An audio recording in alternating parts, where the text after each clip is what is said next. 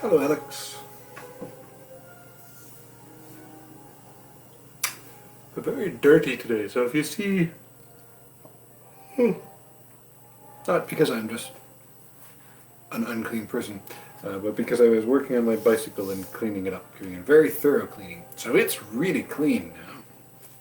But I have more bicycle grease on me than I usually do.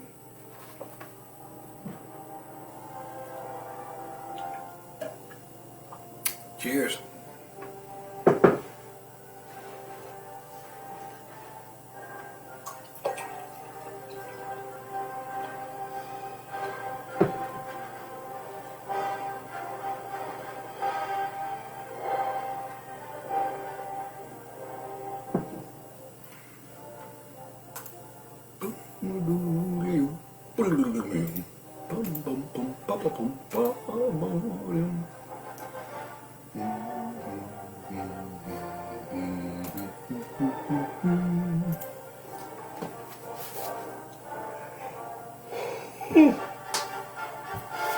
You have a cat hiding under your bed today. Do you usually have a cat? Presumably not one hiding under your bed. Is this a new one? And cat or kitten, do tell. Tell more.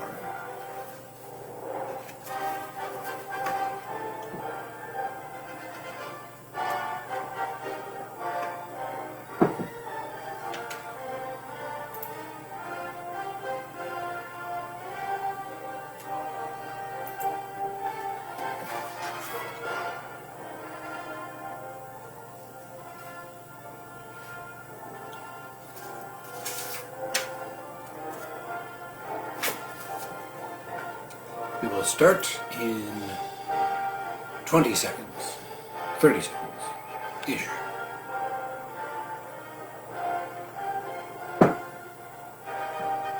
Aha! Friendly cat? Hopefully cuddleable once in a while?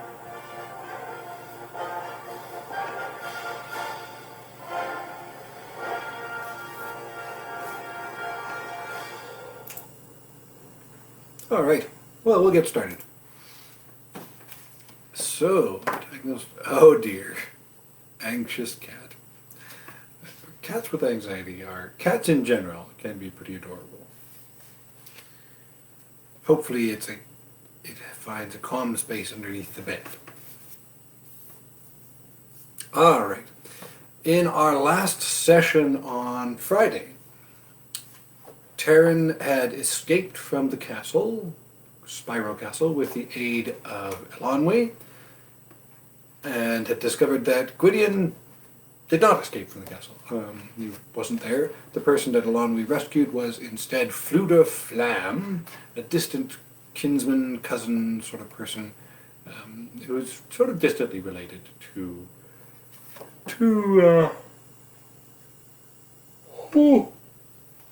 Gwydion, and is also a bard, and apparently fearless. And Gurgi has rejoined them. Melangar was also saved from the castle. Oh, and in the process of escaping Spyro Castle, Eilonwy and Taran caused it to be completely destroyed. So, possibly having something to do with the sword that Elanwe picked up from the barrow of the king which they escaped through. So let's find out. This chapter is about that very sword. Alright, chapter 10. The Sword Drinwin. It was full daylight when Taran opened his eyes. Gurgi was already sniffing hungrily at the saddlebags. Taran rose quickly and shared out as much of the remaining provisions as he dared, keeping a small amount in reserve, since he had no idea how difficult it would be to find food during the coming journey. In the course of the restless night he had reached his decision, though at present he refrained from speaking of it, still unsure if he had chosen wisely. For the moment he concentrated on a meagre breakfast. Gurgi, sitting cross-legged, devoured his food with so many outcries of pleasure and loud smackings of his lips that he seemed to be eating twice as much as he really did. Fflewddur bolted his scant portion as though he had not enjoyed a meal for at least 5 days. Elanwe was more interested in the sword she had taken from the barrel. It lay across her knees, and with a perplexed frown, the tip of her tongue between her lips, the girl was studying the weapon curiously. As Taran came near, Elanwe snatched the sword away. "Well," said Taran with a laugh, "you needn't act as if I were going to steal it from you." Although jewels studded the hilt and the pommel, the scabbard was battered, discoloured, nearly black with age. For all that, it had an air of ancient lineage, and Taran was eager to hold it. "Come," he said, "let me see the blade." "I dare not," cried Elanwe, to Taran's great surprise. He saw that her face was solemn and almost fearful. "There is a symbol of power on the scabbard." Ah, what was her voice? Oh, well, I'll see if it comes back to me. I'm sure I'll find the feeling of it again. "There's a symbol of power on the scabbard," Elanwe continued. "I've seen this mark before on some of Oghren's things. It always means something's forbidden. Of course, all Oghren things are like that, but some are more forbidden than others." "There's another inscription too," said Elanwe, frowning again, "but it's in the old writing." She stamped her foot. "Oh, I do wish Oghren had finished teaching it to me. I can almost make it out, but not quite. And there's nothing more irritating. It's like not finishing what you started out to say." Fflewddur came up just then, and he too peered at the strange weapon. "Comes from a barrow, eh?" The bard shook his spiky yellow head and whistled. "I suggest getting rid of it immediately. Never had much confidence in things you find in barrows. It's a bad business having anything to do with them. You can't be sure where else they've been and who all's had them." "If it's an enchanted weapon," Taran began, more interested than ever in getting his hands on the sword, "shouldn't we keep it?" "Oh, do be quiet," Elanwe cried. "I can't hear myself think. I don't see what you're both talking about, getting rid of it or not getting rid of it. After all, it's mine, isn't it? I found it and carried it out, and almost got stuck in a dirty old tunnel because of it." "Bards are supposed to understand these things," Taran said. "Naturally," Fflewddur answered, smiling confidently and putting his long nose closer to the scabbard.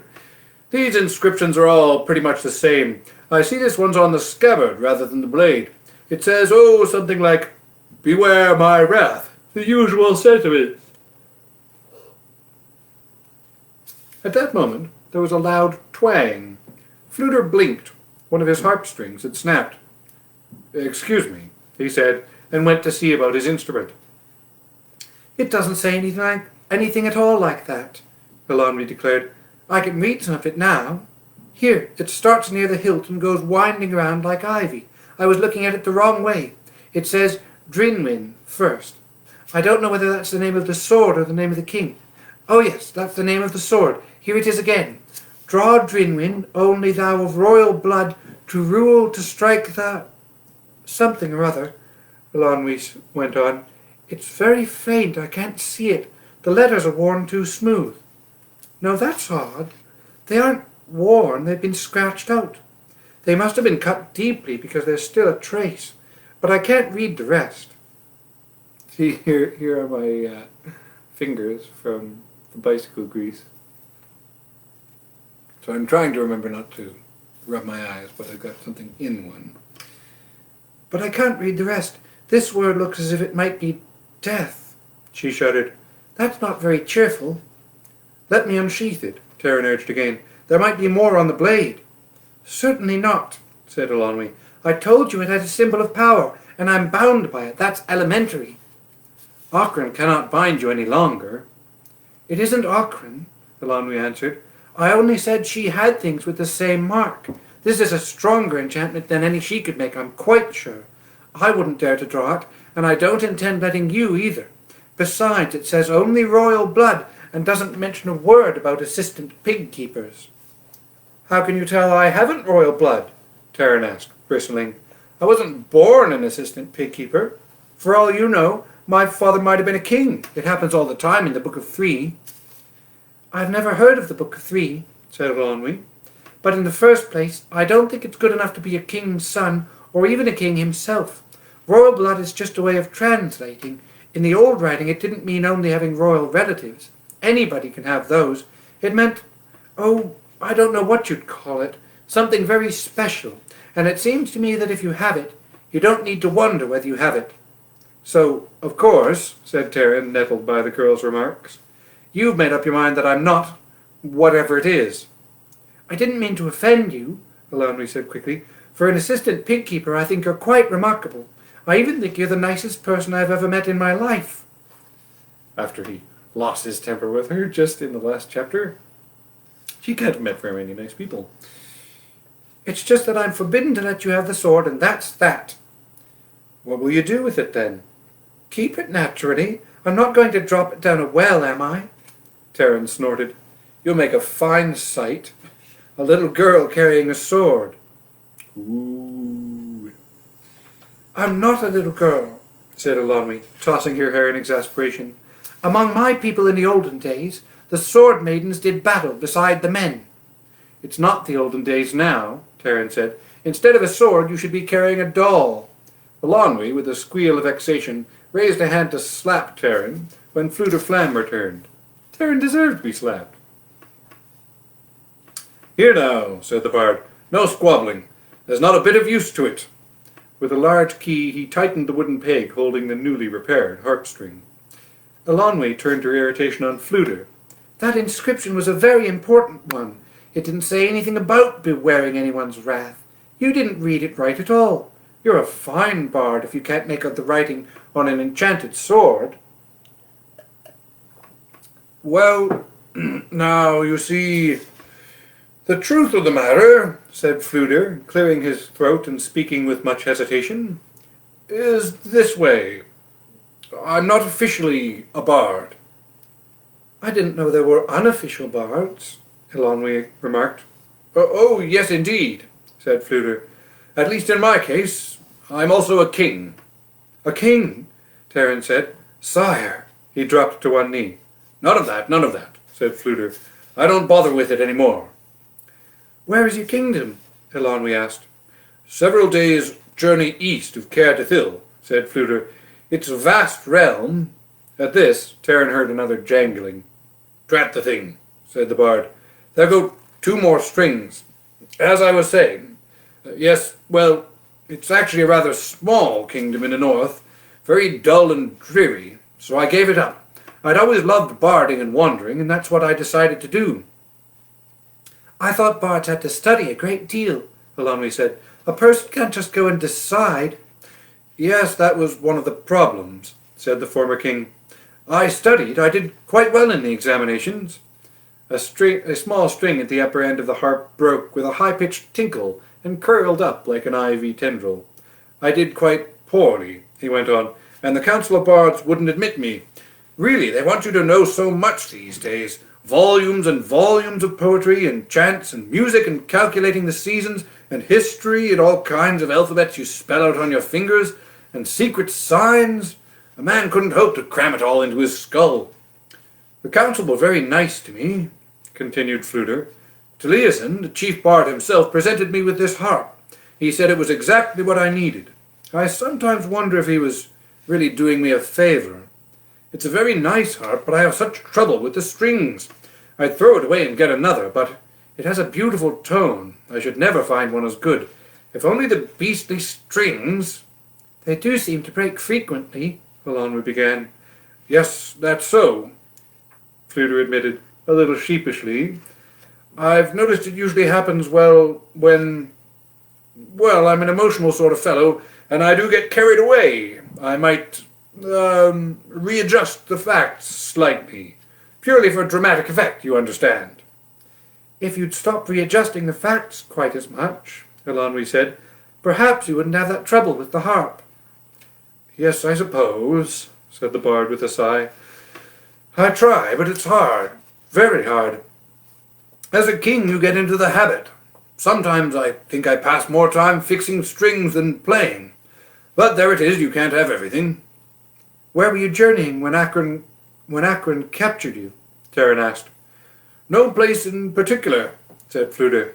That's one advantage. You don't have to hurry to get somewhere. You keep moving, and the next thing you know, there you are. Unfortunately, in this case, it was Acron's dungeon. She didn't care for my playing. That woman has no ear for music, he added, shuddering. Sire, Taran said, I ask a boon. Please, said the former king. Fflewddur will do very well. A boon? Delighted. I haven't done any boon granting since I gave up the throne. Fflewddur Fflam and Eilonwy seated themselves on the turf, while Taran recounted his search for Hen Wen and what Gwydion had told him of the Horned King and the rising of the Cantreves. Gurgi, having finished his meal, sidled over and squatted on a hillock to listen. There is no doubt in my mind, Taran went on. The Sons of Dawn must have news of the uprising before the Horned King strikes. If he triumphs, Iran will have Prydain by the throat. I have seen with my own eyes what that means. He felt ill at ease, speaking as if he himself were a war leader in a council hall, but soon the words began to come easier. Perhaps, he thought, because he was speaking for Gwydion. I see your plan, Fflewddur interrupted. You shall keep on looking for your pig, and you want me to warn the warriors of Dawn. Splendid, I shall start off immediately, and if the hosts of the Horned King overtake me, the bard slashed and thrust at the air, they shall know the valor of a Fflam. Taran shook his head. No, I shall journey to Caer Dithil myself. I do not question your valor, he said to the bard, but the danger is too great. I ask no one else to face it in my stead. When do you intend to seek your pig? Asked Fflewddur. My own quest, Taran said, looking at the bard, must be given up. If it is possible, after the first task is done, I mean to return to it. Until then I serve only Gwydion. It was I who cost him his life, and it is justice for me to do what I believe he would have done. As I grasp the situation, said the bard, I think you're taking rather too much blame on yourself. You had no way of knowing Gwydion wasn't in the dungeon. Hello, Jocelyn. It changes nothing, Taran answered. I have made my decision. Fflewddur was about to protest, but the firmness of Taran's words silenced the bard. After a moment he asked, What is your boon, then? It is twofold, said Taran. First, tell me how I may reach Caer Dithil as quickly as possible. Second, I beg you to conduct this girl safely to her own people. Before Fflewddur could open his mouth, Eilonwy gave an indignant cry and leapt to her feet. Conducted? I shall be conducted where I please. I'm not going to be sent back just so I can be sent somewhere else, and it will be another dreary place, you can be sure. No, I shall go to Caer Dithil too. There is risk enough, Taran declared, without having to worry about a girl. Eilonwy put her hands on her hips. Her eyes flashed. I don't like being called a girl and this girl, as if I didn't have a name at all. It's like having your head put in a sack. If you've made your decision, I've made my own. I don't see how you're going to stop me. If you, she hurried on, pointing at the bard, try to conduct me to my mean, stupid kinsmen, and they're hardly related to me in the first place, that harp will be in pieces around your ears. Fflewddur blinked and clutched his harp protectively, while Eilonwy went on, And if a certain assistant pig-keeper, I won't even mention his name, thinks otherwise, he'll be even more mistaken. Everyone started talking at once. Stop it! Cried Taran at the top of his voice. Very well, he said, after the others grew quiet. You, he said to Eilonwy, could be tied up and set on Melangar. But, he added, raising his hand before the girl could interrupt, that will not be done, not because of all the commotion you raised, but because I realize now it is best. The bard looked surprised. Taran continued, There is greater safety in greater numbers. Whatever happens, there will be more chance for one of us to reach Caer Dithil. I believe we should all stay together." "And faithful Gurgi, too," shouted Gurgi. "He will follow. Too many wicked enemies are smirking and lurking to jab him with pointy spears." "If he agrees," Taran said, "Fflewddur shall act as a guide. But I warn you," he added, glancing at Gurgi and Eilonwy, "nothing must hinder our task." "Ordinarily," said Fflewddur, "I prefer to be in charge of this type of expedition myself. But," he went on, as Taran was about to protest, "since you are acting for Lord Gwydion, I accept your authority as I would accept his." He bowed low. "A flam is yours to command." "Forward, then," the bard cried, "and if we give battle, so be it. Why, I've carved my way through walls of spearmen." 6 harp strings broke at once, and the others strained so tautly they looked on the verge of snapping. While Taran settled Mellingar, the bard sat ruefully to work repairing his harp.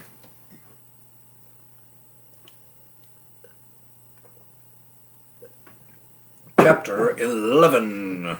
Flight Through the Hills.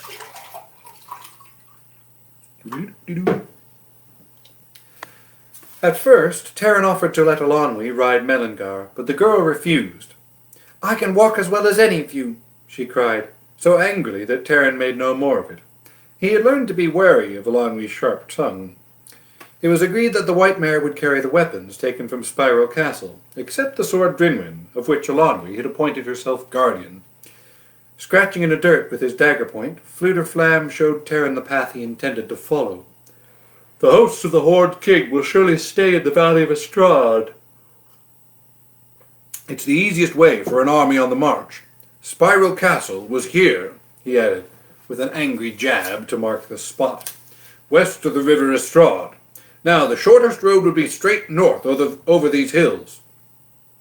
"That is the one we must take," said Taran, trying hard to make sense of Fflewddur's crisscrossing lines. "Wouldn't recommend it, my friend. We should be passing a little too near Annavin. Iran's strongholds are close to Spyro Castle, and I suggest we keep clear of them.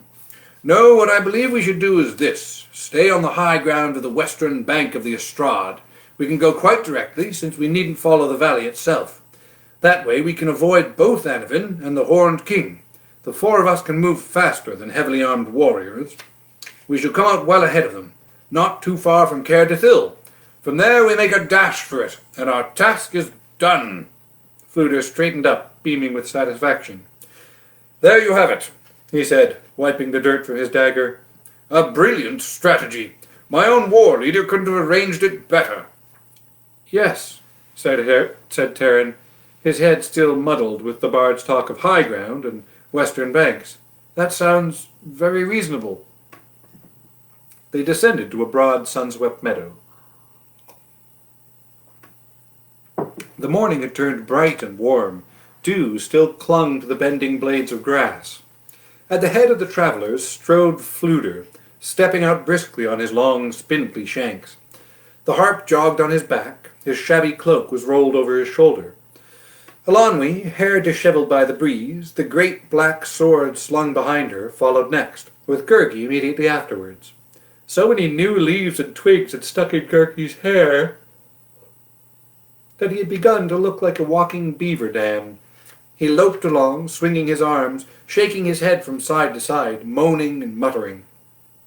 Holding Mellingar's bridle, Taran marched last in line. Except for the weapons lashed to the horse's saddle, these travellers might have been on a spring ramble. Eilonwy chattered gaily. Now and then Fflewddur burst into a snatch of song. Taran alone was uneasy. To him the bright morning felt deceptively gentle. The golden trees seemed to cover dark shadows. He shuddered even in the warmth. His heart was troubled too as he watched his companions. In Caer Dallben he had dreamed of being a hero, but dreaming, he had come to learn, was easy, and at Caer Dallben no lives depended on his judgment. He longed for Gwydion's strength and guidance. His own strength, he feared, was not equal to this task. He turned once for a last look in the direction of Spyro Castle, Gwydion's burial mound. Over the hill crest, stark against the clouds, rose 2 figures on horseback. Taran shouted and gestured for his companions to take cover in the wood. Mellingar galloped forward. In another moment they were all crouching in a thicket. The horsemen followed along the crest, not too far away for Taran to see their faces clearly, but from their rigid postures he could guess at the livid features and dull eyes of the Cauldron-born. "How long have they been behind us?" asked Fflewddur. "Have they seen us?" Taran looked cautiously through the screen of leaves. He pointed toward the slope. "There's your answer," he said. From the crest, the pale Cauldron warriors had turned their horses toward the meadow, and were steadily picking their way down the hill. "Hurry," ordered Taran. "We must outrun them." The group did not return to the meadow, but struck out across the woods. The appearance of the Cauldron-born now forced them to abandon the path Fflewddur had chosen, but the bard hoped they might throw the warriors off the track and circle back again to higher ground. Staying close to one another, they moved at a dog trot, not daring to stop even for water. The forest offered a measure of protection from the sun, but after a time the pace began to tell on them. Only Gurgi did not seem fatigued or uncomfortable. He loped steadily along, and the swarms of midges and stinging insects could not penetrate his matted hair. Eilonwy, who proudly insisted she enjoyed running, clung to Mellingar's stirrup. Taran could not be sure how close the Cauldron-born warriors were. He knew they could hardly fail to track them, by sound if nothing else, for they no longer attempted to move silently. Speed was their only hope, and long after nightfall they pressed on. It had become a blind race into darkness, under a moon drowned in heavy clouds. Invisible branches grasped at them or slashed their faces. Eilonwy stumbled once, and Taran pulled her to her feet. The girl faltered again, her head drooped. Taran unstrapped the weapons on Mellingar's saddle, shared out the burden with Fflewddur and Gurgi, and hoisted the protesting Eilonwy to Mellingar's back. She slumped forward, her cheek pressed against the horse's golden mane. All night they struggled through the forest, which grew denser the closer they approached the Ystrad Valley. By the time the first hesitating light of day appeared, even Gurgi had begun to stumble with fatigue, and could barely put one foot in front of the other. Eilonwy had fallen into a slumber so deep that Taran feared she was ill. Her hair lay bedraggled and damp upon her forehead. Her face was pallid. With the bard's help, Taran lifted her from the saddle and propped her against a mossy bank. When he ventured to unbuckle the cumbersome sword, Eilonwy opened one eye, made an irritated face, and pulled the blade away from him, with more determination than he had expected. "You never understand things the first time," Eilonwy murmured, her grip firm on the weapon. "But I imagine all assistant pig-keepers are like that. I told you before you're not to have it, and now I'll tell you for the second time. Or is it the third or fourth? I must have lost count." So saying, she wrapped her arms around the scabbard and dropped back to sleep. "We must rest here," Taran said to the bard, "if only a little while." "At the moment," groaned Fflewddur, who had stretched out full length with his toes and nose pointing straight into the air, "I don't care who catches me. I'd welcome Aran himself and ask whether he had any breakfast with him." "The Cauldron-born might have lost track of us during the night," Taran said hopefully, but without great conviction. "I wish I knew how far behind we've left them. If we've left them behind at all." Gurgi brightened a little. "Clever Gurgi will know," he cried, "with seekings and peekings." In another moment, Gurgi was halfway up a tall pine.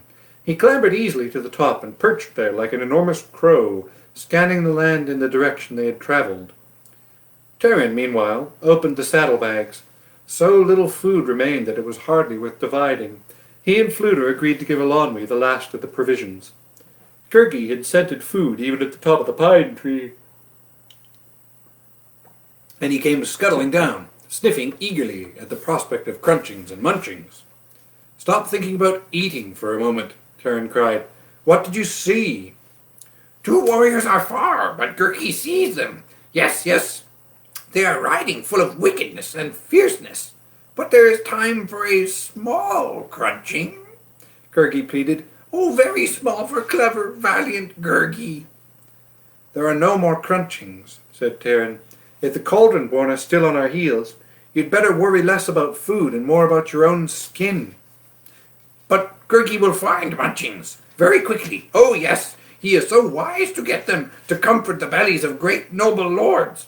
But they will forget poor Gurgi and not even give him snips and snaps for his eatings. After a hurried discussion with Fluter, who looked as ravenous as Gurgi, Taran agreed they might take a little time to search for berries and edible roots. "Quite right," said the bard. "Better eat what we can get now, while the Cauldron-born gives us a chance to do it. I shall help you. I know all about foraging in the woods. Do it constantly." The harp tensed, and one string showed signs of giving way. "No," he added quickly, "I'd better stay with Eilonwy. Truth is, I can't tell a mushroom from a toadstool. I wish I could. It would make the life of a wandering bard considerably more filling." With cloaks in which to carry back whatever they might find, Taran and Gurgi set off. At a small stream, Taran halted to fill Gwydion's leather water flask. Gurgi, sniffing hungrily, ran ahead and disappeared into a strand of rowans. Near the bank of the stream, Taran discovered mushrooms and gathered them hurriedly. Bent on his own search, he paid little heed to Gurgi, until he suddenly heard anguished yelps from behind the trees. Clutching his precious mushrooms, Taran hastened to see what had happened, and came upon Gurgi lying in the middle of the grove, writhing and whimpering, a honeycomb beside him. At first, Taran thought Gurgi had got himself stung by bees. Then he saw the creature was in more serious trouble. While Gurgi had climbed for the honey, a dead branch had snapped under his weight. His leg was pinned to the ground with the heavy wood on top of it. Taran heaved the branch away. The panting Gurgi shook his head.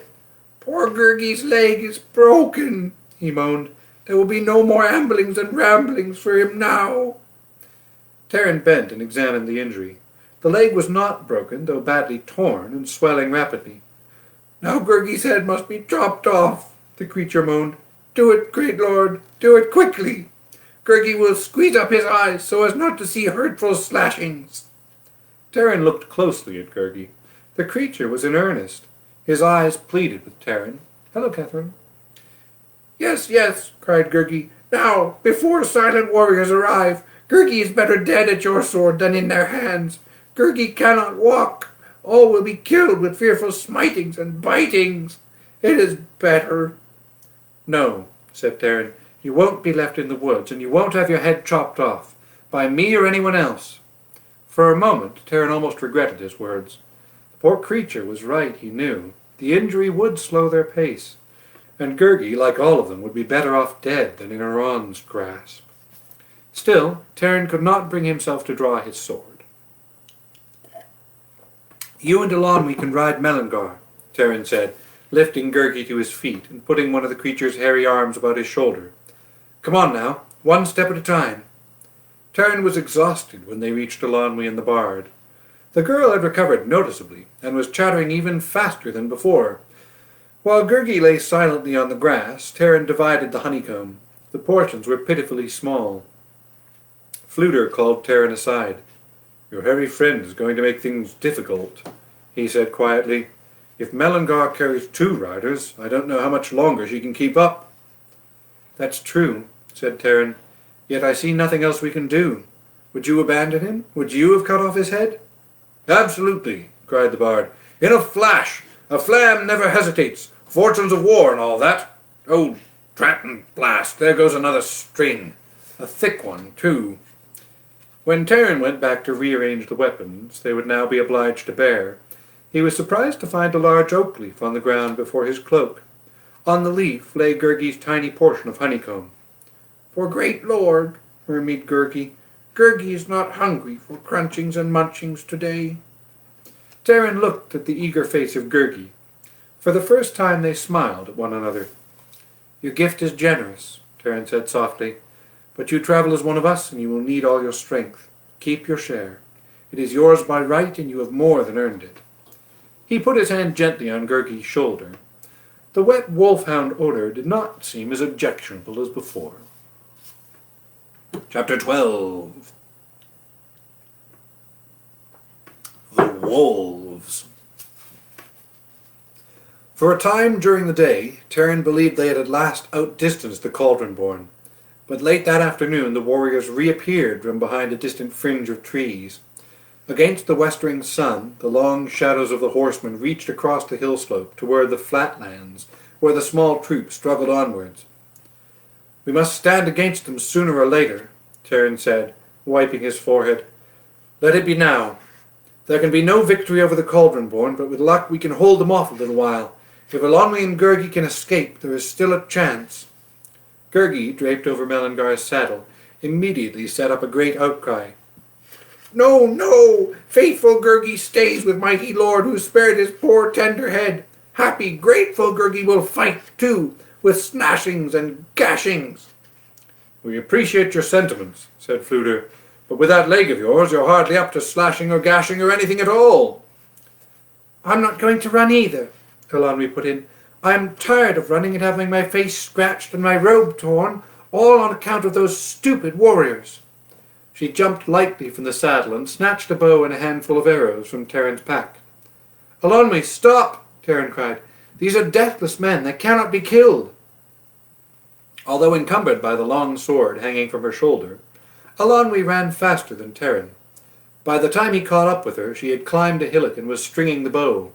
The Cauldron-born galloped across the plain.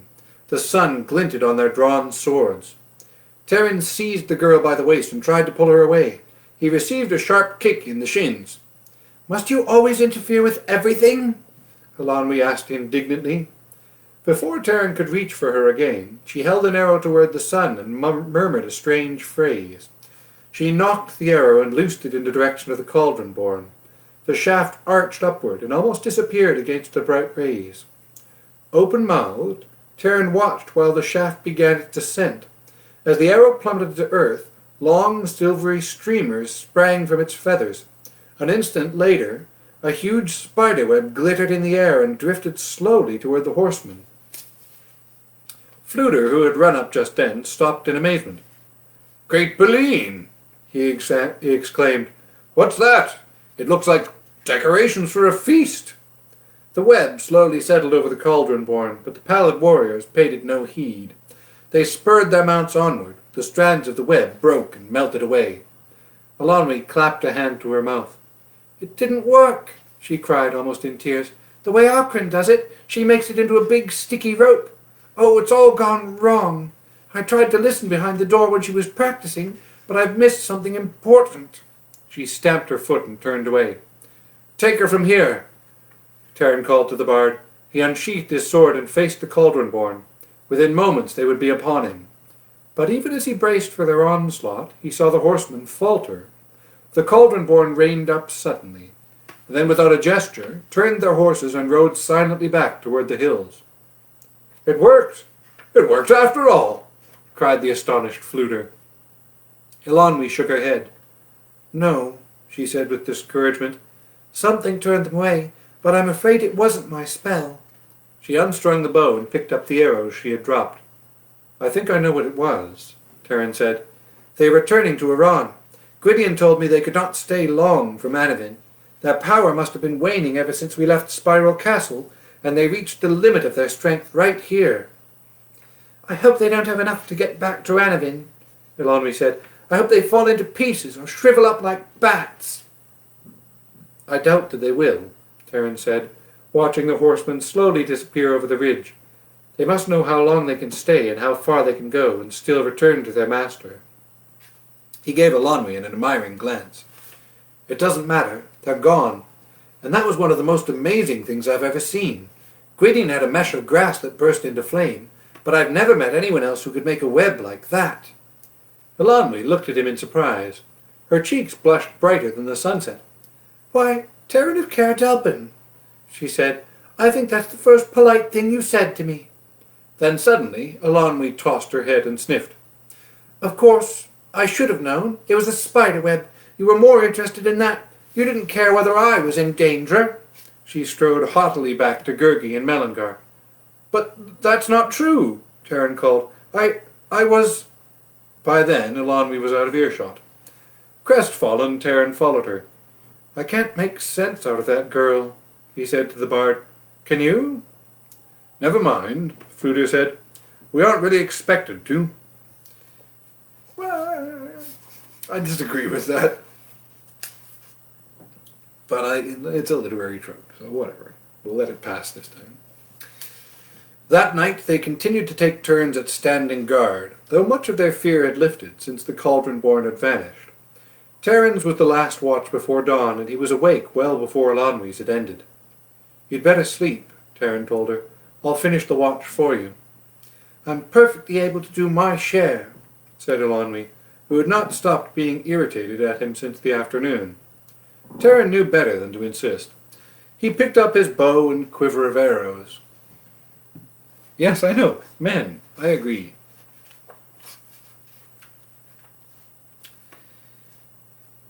He picked up his bow and quiver of arrows, stood near the dark trunk of an oak, and looked out across the moon-silvered meadow. Nearby, Fflewddur snored heartily. Gurgi, whose leg had shown no improvement, stirred restlessly and whimpered in his sleep. "You know," Terran began with embarrassed hesitation, "that spiderweb—" "I don't want to hear any more about it," retorted Eilonwy. "No, what I meant was, I really was worried about you. But the web surprised me so much I forgot to mention it. It was courageous of you to stand up against the Cauldron warriors. I just wanted to tell you that." "You took long enough getting around to it," said Eilonwy, a tone of satisfaction in her voice. "But I imagine assistant pig keepers tend to be slower than what you might expect. It probably comes from the kind of work you do. Don't misunderstand, I think it's awfully important. Only it's the sort of thing you don't often need to be quick about." "At first," Terran went on, "I thought I would be able to reach Caer Dithil by myself. I see now that I wouldn't have even got this far without help. It is a good destiny that brings me such brave companions." "There, you've done it again," Eilonwy cried, so heatedly that Fflewddur choked on one of his snores. "That's all you care about. Someone to help you carry spears and swords and what all. It could be anybody who'd be just as pleased. Terran of Caer Dallben, I'm not speaking to you any more." "At home," Terran said. To himself, Eilonwy had already pulled a cloak over her head and was feigning sleep. "Nothing ever happened. Now everything happens, but somehow I can never seem to make it come out right." He is a teenager. He does get over it through the series. He actually becomes quite likable. With a sigh, he held his bow ready and began his turn at guard. Daylight was long in coming. In the morning, Terran saw that Gurgi's leg was much worse, and he left the campsite to search the woods for healing plants, glad that Cole had taught him the properties of herbs. He made a poultice and set it on Gurgi's wound. Fflewddur, meanwhile, had begun drawing new maps with his dagger. The Cauldron warriors, explained the bard, had forced the companions too deeply into the Ystrad Valley. Returning to their original path would cost them at least 2 days of hard travel. "Since we're this far," Fflewddur went on, "we might just as well cross Ystrad and follow along the hills, staying out of sight of the Horned King. We'll only be a few days from Caer Dithil, and if we keep a good pace, we should reach it just in time." Terran agreed to the new plan. It would, he realized, be more difficult, but he judged Mellingar could still carry the unfortunate Gurgi, as long as the companions shared the burdens of the weapons. Eilonwy, having forgotten she was not speaking to Terran, again insisted on walking. A day's march brought them to the banks of the Ystrad. Terran stole cautiously ahead. Looking down the broad valley, he saw a moving dust cloud. When he hurried back and reported this to Fflewddur, the bard clapped him on the shoulder. "We're ahead of them," he said. "That is excellent news. I was afraid they'd be much closer to us and we'd have to wait for nightfall to cross the Ystrad. We've saved half a day. Hurry now and we into the foothills of the Eagle Mountains before sundown." With his precious harp held above his head, Fflewddur plunged into the river and the others followed. Here the Ystrad ran shallow, scarcely above Eilonwy's waist, and the companions forded it with little difficulty. Nevertheless, they emerged cold and dripping, and the setting sun neither dried nor warmed them. Leaving the Ystrad behind, the companions climbed slopes steeper and rockier than any they had travelled before. Perhaps it was only his imagination, but the air of the land around Spiral Castle had seemed to Terran heavy and oppressive. Approaching the Eagle Mountains, Terran felt his burden lighten as he inhaled the dry, spicy scent of pine. He had planned to continue the march throughout most of the night, but Gurgi's condition had worsened, obliging Terran to call a halt. Despite the herbs, Gurgi's leg was badly inflamed, and he shivered with fever. He looked thin and sad. The suggestion of crunchings and munchings could not even arouse him. Even Mellingar showed concern. As Gurgi lay with his eyes half closed, his parched lips tight against his teeth, The white mare nuzzled him delicately, whinnying and blowing out her breath anxiously, as if attempting to comfort him as best she could. Taran risked lighting a small fire. He and Fflewddur stretched Gurgi out beside it, while Eilonwy held up the suffering creature's head and gave him a little drink from the leather flask. Taran and the bard moved a little away and spoke quietly between themselves. "I've done all I know," Taran said. "If there is anything else, it lies beyond my skill." He shook his head sorrowfully. "He has failed badly today, and there's so little of him left I believe I could pick him up with one hand." "Caer Dithil is not far away," said Fflewddur, "but our friend, I fear, may not live to see it." That night, wolves howled in the darkness beyond the fire. All next day the wolves followed them, sometimes silently, sometimes barking, as if in signal to one another. They remained always out of bowshot, but Taran caught sight of the lean grey shapes flickering in and out of the scrubby trees. "As long as they don't come any closer," he said to the bard, "we needn't worry about them." "Oh, they won't attack us," Fflewddur answered. "Not now, at any rate. They can be infuriatingly patient if they know someone's wounded." He turned an anxious glance toward Gurgi. "For them, it's just a matter of waiting." "Well, I must say you're a cheerful one," remarked Eilonwy. "You sound as if all we had to look forward to was being gobbled up." "If they attack, we shall stand them off," Taran said quietly. "Gurgi was willing to give up his life for us. I can do no less for him. Above all, we must not lose heart so close to the end of our journey." "A flam never loses heart," cried the bard. "Come, wolves, or what have you." Nevertheless, uneasiness settled over the companions as the grey shapes continued trailing them, and Mellingar, docile and obedient until now, turned skittish. The golden-maned horse tossed her head and rolled her eyes at every attempt to lead her. To make matters worse, Fflewddur declared their progress through the hills was too slow. "If we go any farther east," said the bard, "we'll run into some really high mountains. The condition we're in, we couldn't possibly climb them. But here we're practically walled in. Every path has led us round about. The cliffs there," he went on, pointing toward the towering mass of rock to his left, "are too rugged to get over. I had thought we'd find a pass before now. Well, that's the way of it. We can only keep on bearing north as much as possible." "The wolves didn't seem to have any trouble finding their way," said Eilonwy. "My dear girl," answered the bard with some indignation, "if I was able to run on 4 legs and sniff my dinner a mile away, I doubt I'd have any difficulties either." Eilonwy giggled. "I'd love to see you try," she said. "We do have someone who can run on 4 legs," Taran said suddenly. "Mellingar. If anyone can find their way to Caer Dithil, she can." The bard snapped his fingers. "That's it," he cried. "Every horse knows its way home. It's worth trying, and we can't be worse off than we are now." "For an assistant pig keeper," said Eilonwy to Taran, "you do come up with some interesting ideas now and then." When the companions started off again, Taran dropped the bridle and gave Mellingar her head. With the half-conscious Gurgi bound to her saddle, the white horse trotted swiftly ahead at a determined gait. By mid-afternoon, Mellingar discovered one pass which, Fflewddur admitted, he himself would have overlooked. As the day wore on, Mellingar led them swiftly through rocky defiles to high ridges. It was all the companions could do to keep up with her. When she cantered into a long ravine, Taran lost sight of her for a moment and hurried forward in time to glimpse the mare as she turned sharply around an outcropping of white stone. Calling the bard and Eilonwy to follow quickly, Taran ran ahead. He stopped suddenly. To his left, on a high shelf of rock, crouched an enormous wolf with golden eyes and lolling red tongue. Before Taran could draw his sword, the lean animal sprang. That's a dreadful spot to leave it, so we'll go on a bit more. Chapter 13. The Hidden Valley. The impact of the heavy, furry body caught Taran full in the chest and sent him tumbling. As he fell, he caught a glimpse of Fflewddur. The bard, too, had been borne to earth under the paws of another wolf. Eilonwy still stood, though a third animal crouched in front of her. Taran's hand flew to his sword. The grey wolf seized his arm. The animal's teeth, however, did not sink into his flesh, but held him in an unshakable grip. At the end of the ravine, a huge robed figure suddenly appeared. Mellingar stood behind him. The man raised his arm and spoke a command. Immediately the wolf holding Taran relaxed his jaws and drew away, as obediently as a dog. The man strode toward Taran, who scrambled to his feet.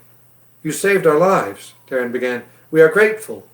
The man spoke again to the wolves, and the animals crowded round him, whining and wagging their tails. He was a strange-looking figure, broad and muscular, with the vigor of an ancient but sturdy tree. His white hair reached his shoulders, and his beard hung to his waist. Around his forehead he wore a narrow band of gold, set with a single blue jewel. "From these creatures," he said, in a deep voice that was stern but not unkind, "your lives were never in danger. But you must leave this place. It is not an abode for the race of men." "We were lost," Taran said. "We had been following our horse." "Melangar?" The man turned a pair of keen grey eyes on Taran. Under his deep brow they sparkled like frost in a valley. "Melangar brought me 4 of you. I understood young Gurgi was alone. By all means, then, if you are friends of Melangar. It is Melangar, isn't it? She looks so much like her mother, and there are so many, I cannot always keep track of the names." "I know who you are," cried Taran. "You are Medwyn." "Am I now?" the man answered with a smile that furrowed his face. "Yes, I have been called Medwyn, but how should you know that?" "I am Taran of Caer Dallben. Gwydion, Prince of Dawn, was my companion, and he spoke of you before his death. He was journeying to Caer Dithil as we are now. I never hoped to find you." "You were quite right," Medwyn answered. "You could not have found me. Only the animals know my valley. Melangar led you here. Taran, you say, of Caer Dallben." He put an enormous hand to his forehead. "Let me see. Yes, there are visitors from Caer Dallben, I'm sure." Taran's heart leapt. "Hen Wen!" he cried. Medwyn gave him a puzzled glance. "Were you seeking her? Now that is curious. No, she is not here. But I had thought—" "We will speak of Hen Wen later," said Medwyn. "Your friend is badly injured, you know. Come, I shall do what I can for him." He motioned for them to follow. The wolves padded silently behind Taran, Eilonwy and the bard. Where Melangar waited at the end of the ravine, Medwyn lifted Gurgi from the saddle, as if the creature weighed no more than a squirrel. Gurgi lay quietly in Medwyn's arms. The group descended a narrow footpath. Medwyn strode ahead, as slowly and powerfully as if a tree were walking. The old man's feet were bare, but the sharp stones and pebbles did not trouble him. The path turned abruptly, then turned again. Medwyn passed through a cut in a bare shoulder of the cliff, and the next thing Taran knew, they suddenly emerged into a green, sunlit valley.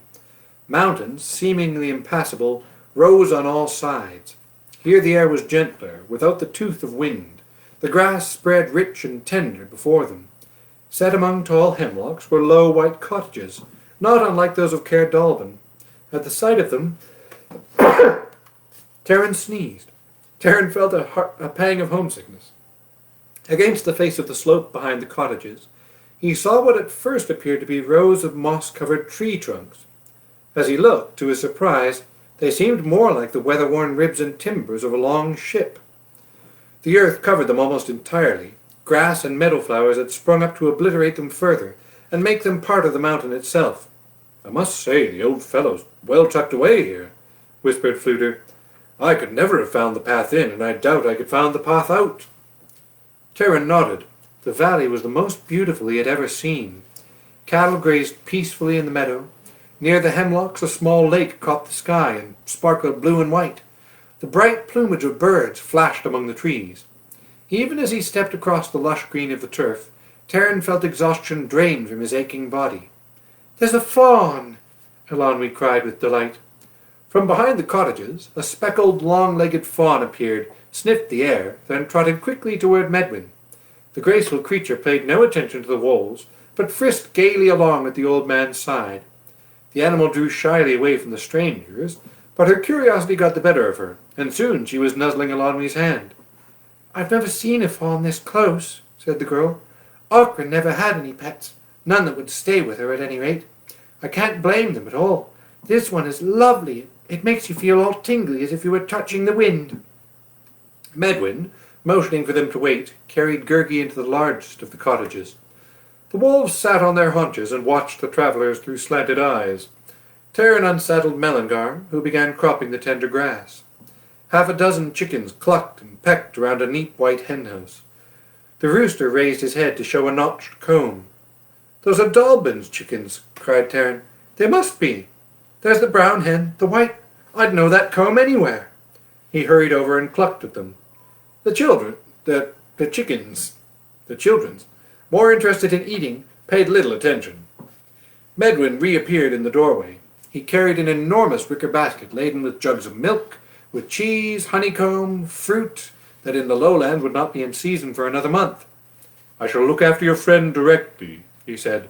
"Meantime, I thought you might enjoy—" "Oh yes, you found them, have you?" he said, noticing Taran with the chickens. "Those are my visitors from Caer Dallben. There should be a swarm of bees, too, somewhere about." "They flew away," Taran said, "the same day Henwen ran off." "Then I imagine they came straight here," Medwin said. "The chickens were petrified with fright. I could make no sense at all out of them. Oh, they settled down quickly enough, but of course by that time they had forgotten why they flew off in the first place. You know how chickens are, imagining the world coming to an end one moment, then pecking corn the next. They shall all fly back when they're ready, have no fear, though it's unfortunate Dallben and Cole should be put out in the matter of eggs." "I would ask you inside," Medwin continued, "but the disorder at the moment. There were bears at breakfast, and you can imagine the state of things. So I must ask you to attend to yourselves. If you would rest, there is straw in the byre. It should not be too uncomfortable for you."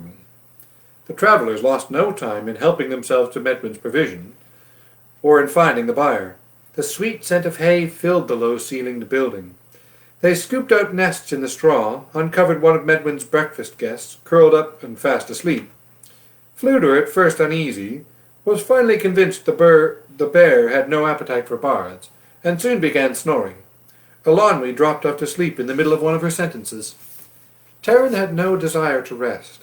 Medwin's valley had refreshed him more than a night's slumber. He left the byre and strolled across the meadow. At the far side of the lake, otters built a slide and were amusing themselves by tumbling down it. At Taran's approach, they stopped for a moment, raised their heads to look at him as though sorry he was unable to join them, and returned to their game. A fish broke water in a twinkle of silver scales. The ripples widened until the last of them lapped gently at the shore. Medwin, Taran saw, had gardens of both flowers and vegetables behind the cottage. To his surprise, Taran found himself yearning to work with Cole in his own vegetable plot.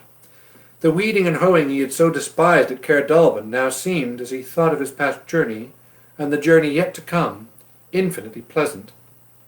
He sat down by the rim of the lake and looked across the hills. With the sun resting above the peaks, the wooden skeleton of the great ship stood out sharply against the mound which nearly enveloped it. He had little chance to study it, for Medwin appeared, walking deliberately across the field. The fawn trotted behind him. The 3 wolves followed. With his solid brown robe and white hair, Medwin looked as broad and solid as a snow-capped mountain. There's only a few more pages left in the chapter, but I've just got the 2-minute warning from Instagram. So if you're on Instagram, Catherine, Alex, Jocelyn, I'm going to end the stream there. I'm going to restart it. Tune back in as soon as I've got it posted. It'll take me a minute or two. Here we go. In the meantime, Facebook friends, let's put on some music.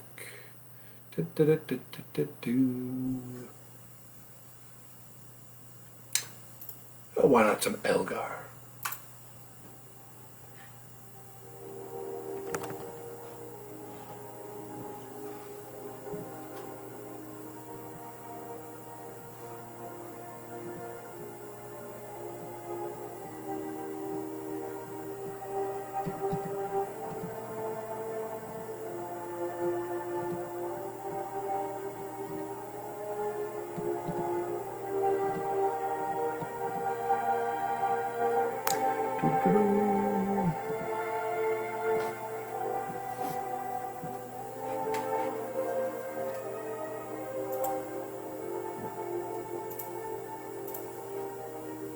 The interesting thing about Facebook is I can never tell if anyone is actually listening.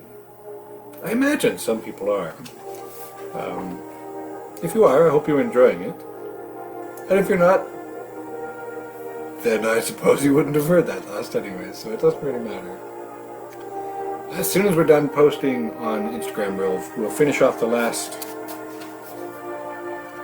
Let's see, how many pages? 5 pages or so? Here we go.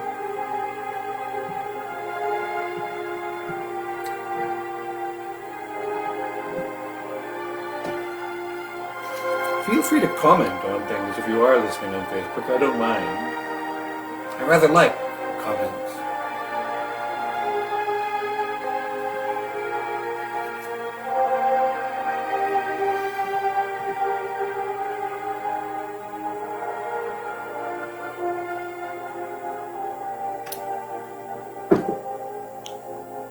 Welcome to the stream.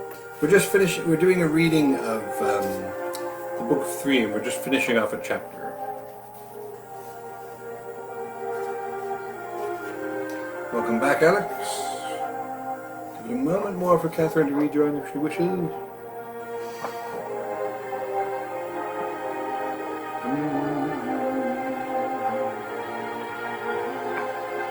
How are you doing?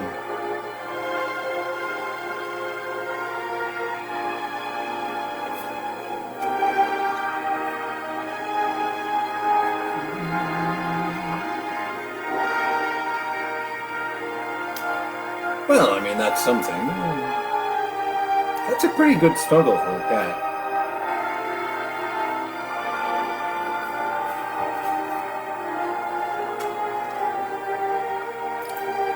Alright, let's finish off this chapter then. Let me just pause Elgar here. Okay.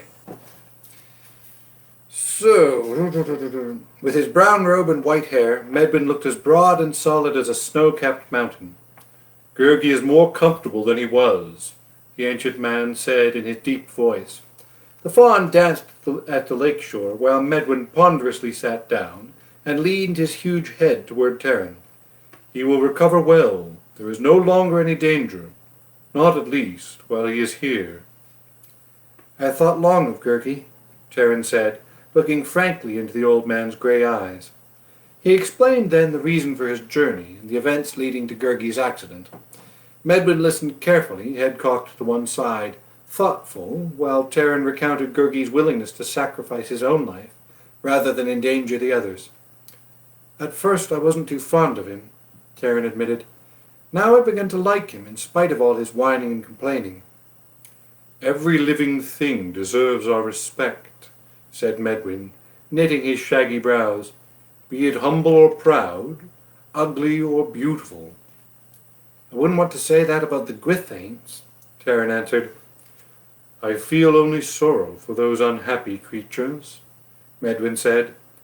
Once long ago they were as free as other birds, gentle and trusting. In his cunning, Aran lured them to him and brought them under his power. He built the iron cages which are now their prison house in Anavin.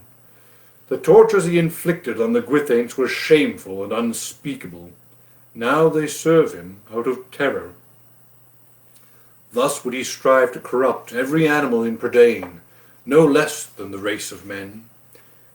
That is one of the reasons I remain in the valley. Here Aran cannot harm them. Even so, were he to become ruler of this land, I doubt I could help them all. Those who fell into his clutches would be counted fortunate if they perished quickly. Terran nodded. I understand more and more why I must warn the Sons of Dawn. As for Gurgi, I wonder whether it wouldn't be safer for him to stay here. Safer? Asked Medwin. Yes, certainly.